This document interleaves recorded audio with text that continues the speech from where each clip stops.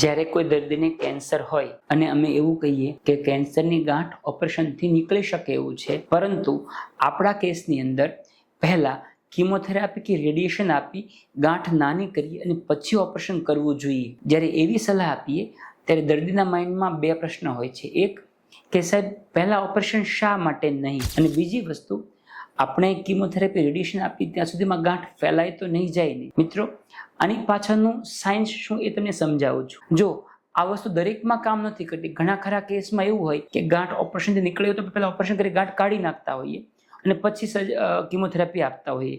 મોટા આંતરડાના કેન્સરમાં એવું કરતા હોઈએ. પરંતુ અનળીનું કેન્સર હોય કે મોટા આંતરડાના લાસ્ટ પાર્ટ રેક્ટમનું કેન્સર હોય, એવા કેસમાં પહેલા કીમોથેરાપી અથવા રેડિયેશન આપવાથી ગાંઠ નાની થાય છે અને એ પછી જો ઓપરેશન કરવામાં આવે તો સર્જરીના જે રિઝલ્ટ હોય લાંબા સમયે ગાંઠ ફરીવાર થવાના ચાન્સ ખૂબ ઘટી જતા હોય છે અને રિઝલ્ટ ઇમ્પ્રૂવ થતું હોય છે. આવું સાયન્સના ઘણા બધા એક્સપેરિમેન્ટમાં પ્રૂવ થયું છે. એટલા માટે જ્યારે ડૉક્ટર તમને એવું કહે કે પહેલાં કીમોથેરાપી રેડિયેશન આપો અને પછી ઓપરેશન કરશું, તો ગભરાવાની જરૂર નથી. એની પાછળનું વિજ્ઞાન છે. એવું કરવાથી તમારી સારવારના રિઝલ્ટ બેટર આવશે. પરંતુ આ વસ્તુ બહુ સિલેક્ટિવ કેન્સરમાં જ સાચું છે. દરેક કેન્સરમાં અમે પણ એવી સલાહ આપતા નથી.